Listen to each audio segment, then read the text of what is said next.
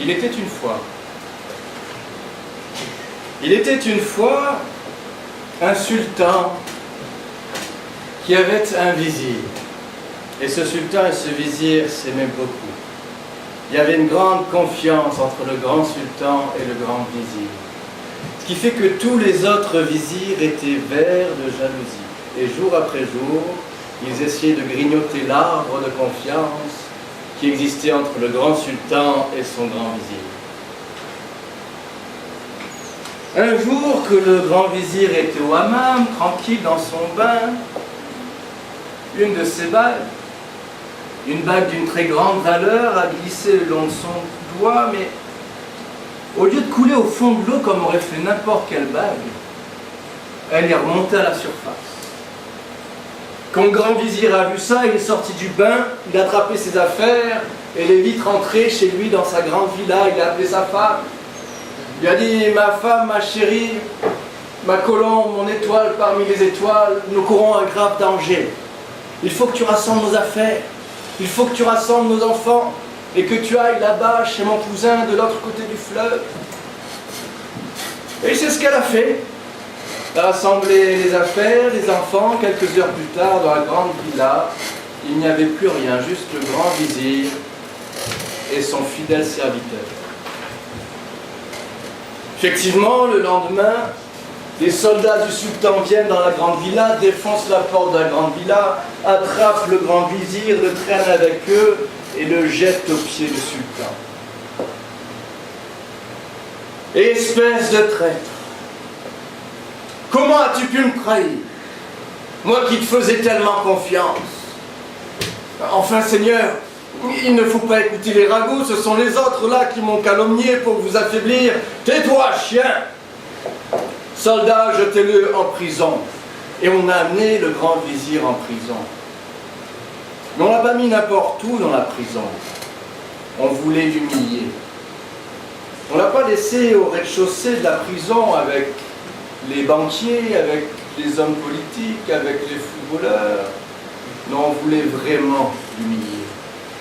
On ne l'a pas mis non plus au premier sous-sol, avec les hommes de droit commun, comme vous et moi. Non, on voulait vraiment, vraiment l'humilier.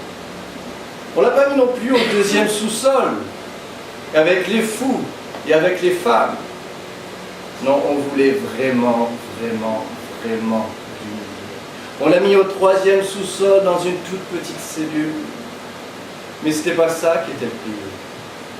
Dans cette petite cellule, le soleil ne filtrait jamais, mais ce n'était pas ça qui était le pire. Il y avait une paillasse toute verte de pisse, toute moisie, mais ce n'était pas ça qui était le pire. Il y avait du salpêtre blanc sur tous les murs, mais ce n'était pas ça qui était le pire. Il y avait des crottes de rats partout par terre, mais ce n'était pas ça qui était le pire.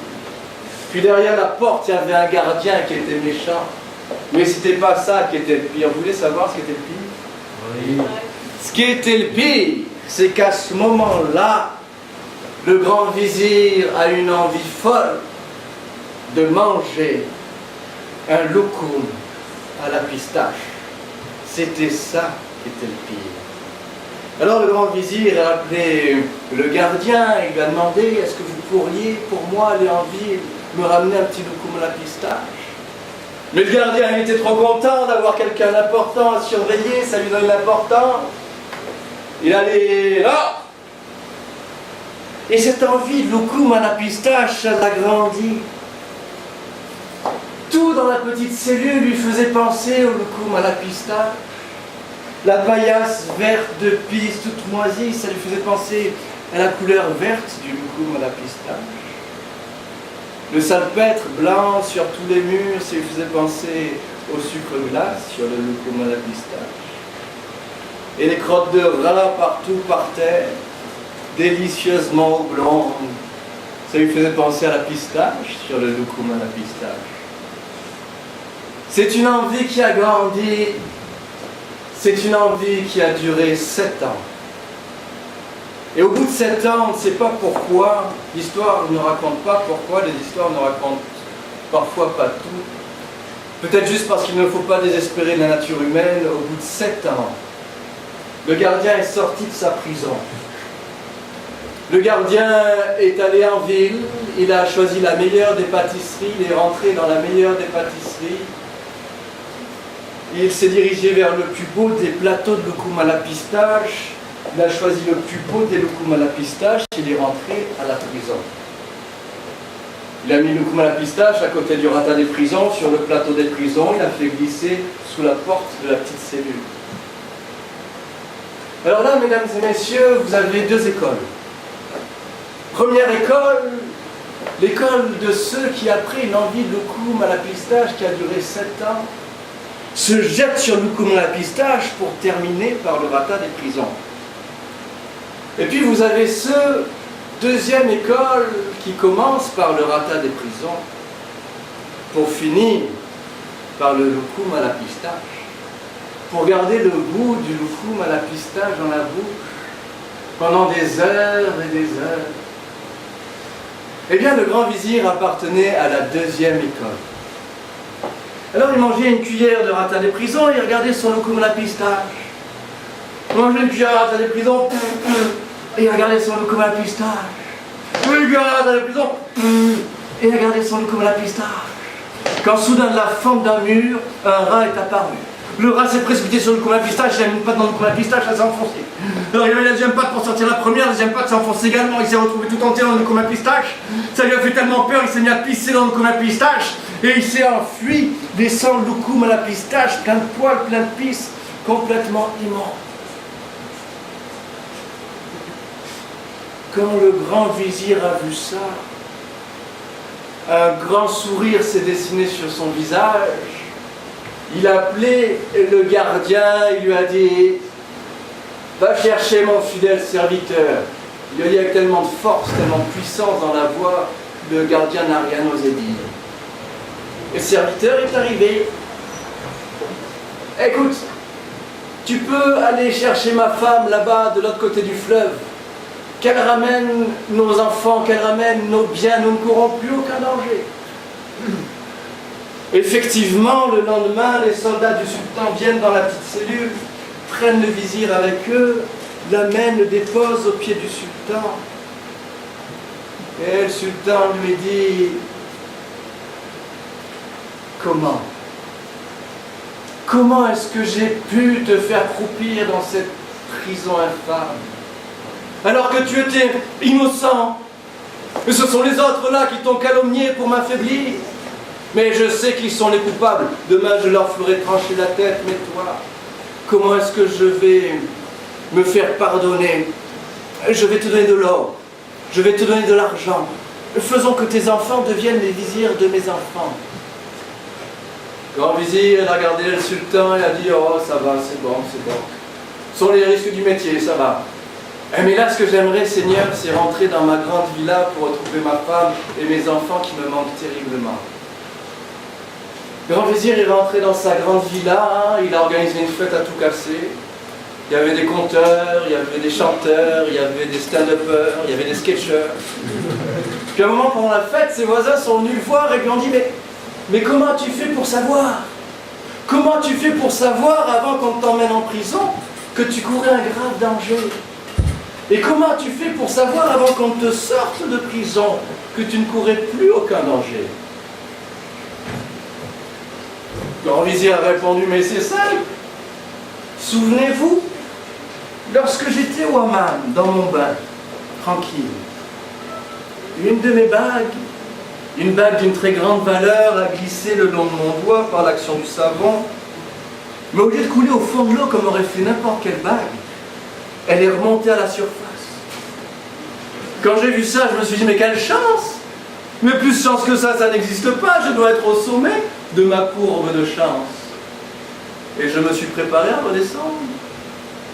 Et quand, après avoir eu une envie de loukoum pendant 7 ans, j'ai vu ce rat me le rendre immonde, je me suis dit, mais quelle malchance. Mais pire malchance que ça n'existe pas. Je dois être au creux de ma courbe de malchance. Et je me suis préparé à remonter. Eh bien, mesdames et messieurs, sachez que dans ce pays, on dit que la chance, ça ne dure pas toujours. Mais on dit également que la malchance, ça ne dure pas toujours non plus.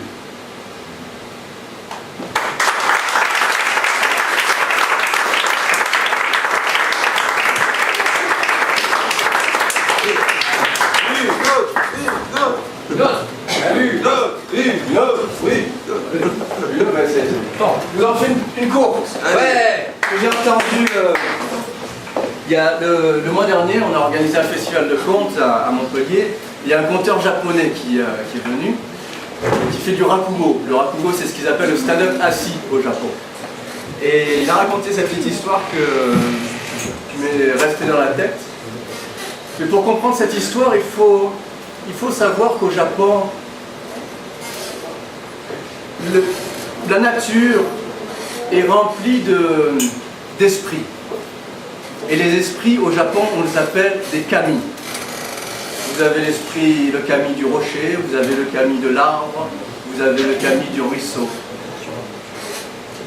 Et pour comprendre cette histoire, il faut savoir que le mot kami, en japonais, il y a des personnes qui parlent japonais. Parlez-vous? Oui. Moshi moshi. Moshi moshi, allô. Le kami, ça désigne aussi le cheveu. Peut-être parce qu'il y a autant de kami dans le monde, une infinité de kami, d'esprits que de cheveux sur la tête d'un homme. Mokashi, il était une fois un couple, un homme et une femme, monsieur et madame Tanaka, qui décident ce soir-là, un beau soir d'été, de sortir de la maison pour aller se promener. Ils sortent de la maison, ils marchent sur le chemin, quand soudain madame Tanaka est saisie d'une envie pressante. Alors elle s'adresse à son mari. « Mon tendre époux, j'ai besoin de me soulager. Et si cela ne vous ennuie pas, je vais aller me soulager là, au-dessus du ruisseau qui longe notre chemin. » Mais enfin, ça ne va pas. Tu sais bien que dans ce ruisseau, il y a un kami. Il y a l'esprit du ruisseau. Tu n'oserais tout de même pas te soulager sur le kami du ruisseau. Enfin, retiens-toi. Et le couple reprend son chemin. Les minutes passent. Mais l'envie devient de plus en plus pressante. Mon tendre époux, j'ai vraiment très envie de me soulager. Si cela ne vous ennuie pas, je vais aller là, derrière ce bosquet de bambou. Mais enfin, tu n'y penses pas. Ce bosquet de bambou est justement connu pour son kami. Si tu vas uriner derrière, il se vengera de nous, c'est sûr. Enfin, retiens-toi. Le couple continue son chemin. Mais vous savez, l'envie de se soulager ne disparaît pas comme ça, même dans les contes. Ah, mon tendre époux, si cela ne vous ennuie pas trop, je vais aller me soulager là, sur ce rocher. Mais enfin, tu n'y penses pas. Derrière tout rocher, il y a un kami. Retiens-toi enfin. Et le couple reprend son chemin. Quand soudain, le cordon de la sandale en bois de madame Tanaka cède. Madame Tanaka essaye de se pencher dans sa robe. Elle n'arrive pas, elle demande à son époux « Est-ce que vous pourriez m'aider à raccrocher le cordon de ma sandale ?» Bien sûr, dit l'époux, son époux se tourne vers elle, pose un genou par terre, s'affaire sur la sandale. Quand soudain, madame Tanaka voit devant elle son crâne. Tout rond, tout lisse, sans aucun cheveu, son crâne qui reflète la lune. Mais il pleut, dit monsieur Tanaka. Mais ce sont des gouttes chaudes. Mais tu es en train de me pisser dessus. Enfin, mon cher époux, vous devriez me féliciter. J'ai trouvé dans ce parc le seul endroit sur lequel il n'y a absolument aucun kami.